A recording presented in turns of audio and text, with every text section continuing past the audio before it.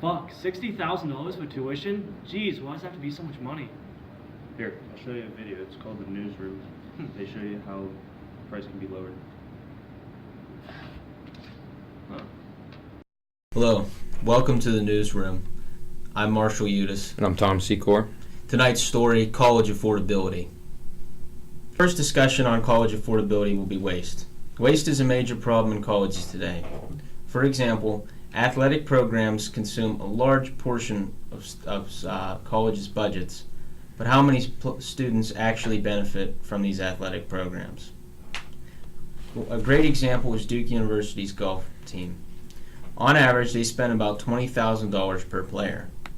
Duke proportionally has a yearly tuition of $60,000. This story is not localized to Duke, it's present across the country. Only 20 colleges actually show a profit from their athletic programs. The rest, the students are stuck with picking up the bill.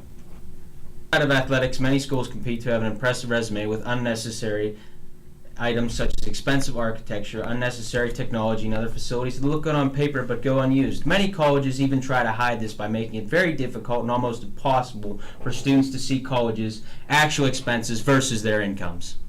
Just 40 years ago, college was nowhere near this expensive. You could work a minimum wage job and be able to afford it. It's true. Now you require a nice big government loan. Now you may think these loans make you able to pay for college, but they're really the main reason it costs so much. During the year 1987, then Secretary of Education William Bennett argued that rising government loans would enable colleges to rise tuition, and they would become comfortable that the government would cover all the costs, and they have, so it's ridiculous. Now, in that same year, tuition rose 30%, and 13 to 18% every year after that. Now, this is around over 10 points over inflation. Now, something must be done about this increase. The student debt is already over $1 trillion. Now, stopping the government loan program will not work just by itself. Now, after a quick word from our sponsors, Logan Bell will be here to talk about degree costs. College students are neglected and starving. They have paid so much for tuition they can no longer afford more than one tater tot, and they are crying out for help. But for some, help came too late, so call now to donate.